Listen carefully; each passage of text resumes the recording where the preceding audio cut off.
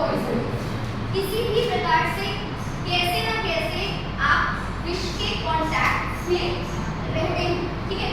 तो आपको अलग अलग व्याधियां कुछ जो है वो एक्यूट फॉर्म में देखने के लिए मिलती हैं, तुरंत देखने के लिए मिलती हैं, और कुछ जो है वो आपको क्रोनिक फॉर्म में देखने के लिए मिलती हैं। मतलब वो कहीं ना कहीं बहुत ही मिनिमल डोजेज में आपके अंदर शरीर में वो विष जो है वो रह जाता है, राइट।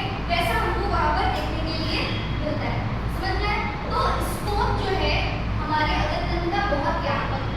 जो पुराने शास्त्रों में जो बातें कही गई हैं अगर तंत्र अब उन तक लिमिटेड नहीं है, इसका स्कोप बहुत ही ज़्यादा व्यापक हो गया है, क्योंकि ह्यूमनकाइंड ने इन्वेंशंस के नाम पे अलग अलग तरीके से पॉइजन्स को इंट्रोड्यूस किया है हमारी डेली रूटीन्स की लाइफ में, राइट।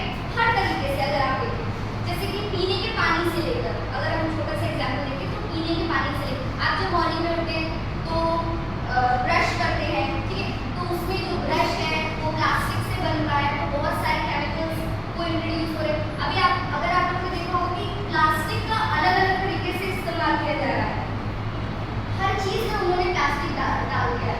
यहाँ तक कि आप बहुत सारे आर्टिकल्स अगर देखेंगे तो फॉरेन कंट्रीज में खाने की चीज़ों में भी प्लास्टिक पाया जा रहा है। तो व्हाट इज ऑल दिस? एक तरीके से ये कृत्रिम है या बहुत मिनिमल मात्रा में वो उन्होंने अपने पॉलिसीज के अंतर्गत या फिर जो एक्ट्स हैं उनके अंतर्गत ऐसा शो किया है कि बहुत कम मात्रा में है तो नुकसान नहीं दिखा रहा है, राइट।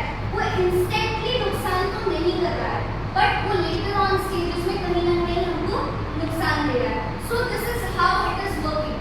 तो हम बहुत ज़्यादा